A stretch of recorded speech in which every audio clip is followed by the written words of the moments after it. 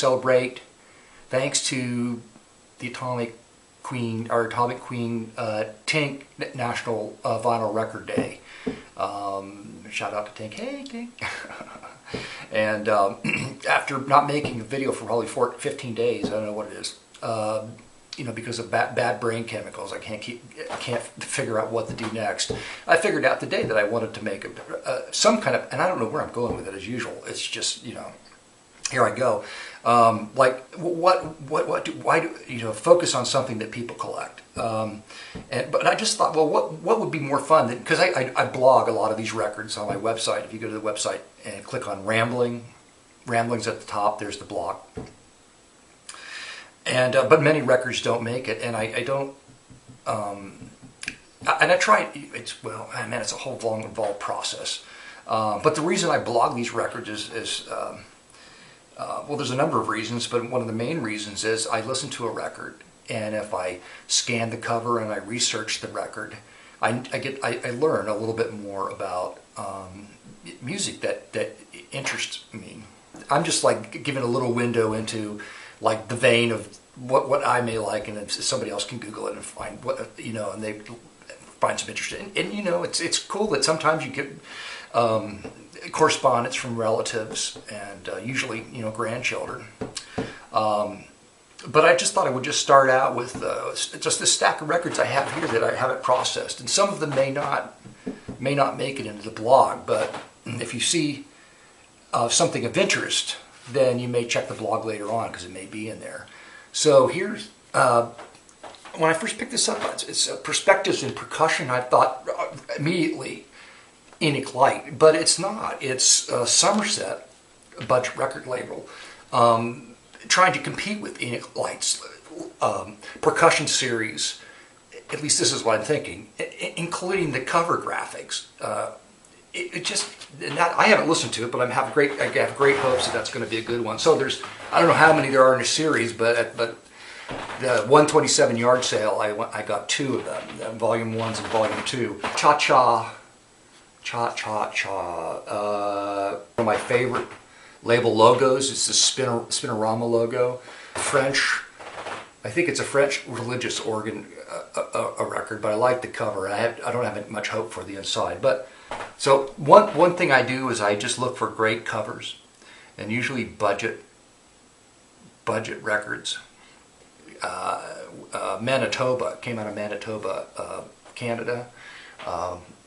A fellow at the yard sale, the 127 yard sale, was born and raised in Canada, is living in Kentucky now, and he was just happened to bring a bunch of his childhood records out. I still will pick up records just because of the cover. I have no idea what's on the inside, right?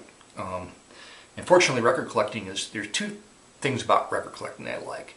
It's still relatively inexpensive, although it can add up quick, especially if you get into the $10 a record thing, on eBay. Doing just clicking a clicky thing, and pretty soon the bank's calling you and say, Manic Mark, did you make 135 clicky things on eBay the day of? And I'll say, well, yes, sorry. And then you don't take up much space until you have about 3,000 of them, and then yes, indeed, they do take up space. But there's less space than many other types of collectibles, as you all know. So what do I look for? I look for private press as well. Everybody probably does, but usually what I find locally is gospel, white Southern gospel. A couple of trucker LPs. Remember the trucker fad? Panic, The Son of Shock. This was the follow-up LP to Shock. The main thing I look for around here is white Southern gospel LPs. Local. This is produced in Louisville, Kentucky, which is right down the road from me. I collect a lot of it. Now, I don't always feature all. Like, here's one from Wright Records. In the area, there was Wright, Jewel, and Queen City recording. And there's a number of labels that you just run into that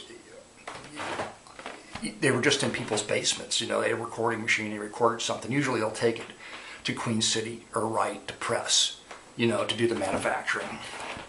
And another local guy is Al Morgan, and I found his Christmas album, very nice copy, pressed on Jewel. Christmas Children Only, the cricket tone chorus, which usually means that they've processed something through the pitch and high-speed filters to make it sound like the cartoon chipmunks, you know. A. Allen, A. Allen was the first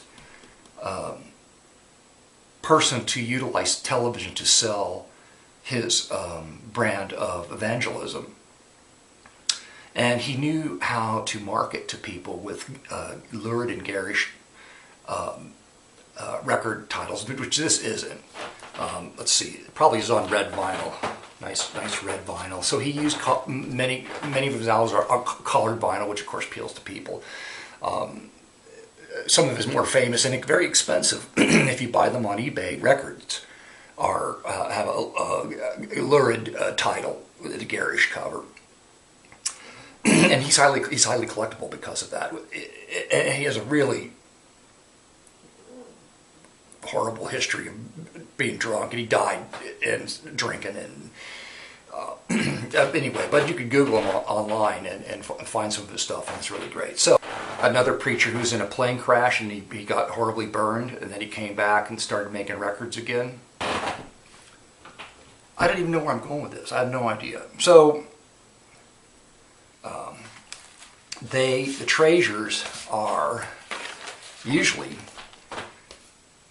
you know, the people that made the record, and sometimes, you know, they all try to follow acceptable trends of whatever moment in history they happen to be in, because they're going from church to church and they're playing music and they're trying to sell records and put gas in their vehicle and eat and, you know, have a place to stay and all that kind of stuff. So they felt pressure. But sometimes when they make a record, it'll just be out there, you know, and there'll be stuff on it that you just can't believe, that's the treasure, I think.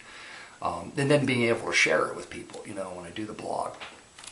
And other treasures for me are, like, back to A. Allen, you know, he's well known, but he's not to me. So for me, it's a discovery process.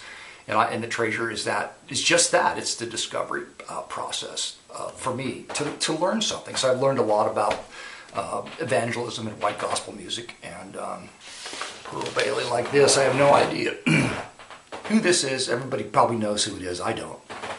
So, and I get anything with Hawaii on it, I like. So I haven't really been very focused. Again, I'm not very focused. So I would like to think that I was more focused about my collecting of records, but apparently I'm not.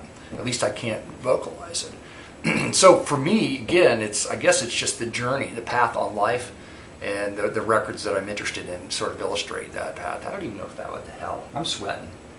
I hope you're not sweating as much as I am today. One of my crossover collectibles, which I find is expensive, is music, atomic space age, science fiction music, something to do with space, because I like that. I like exotica because it takes you to another place. A good exotica record you'll be able to listen to it and just kind of go through both sides and just kind of drift off into another, whatever the theme is, you kind of go there. So I like that because it's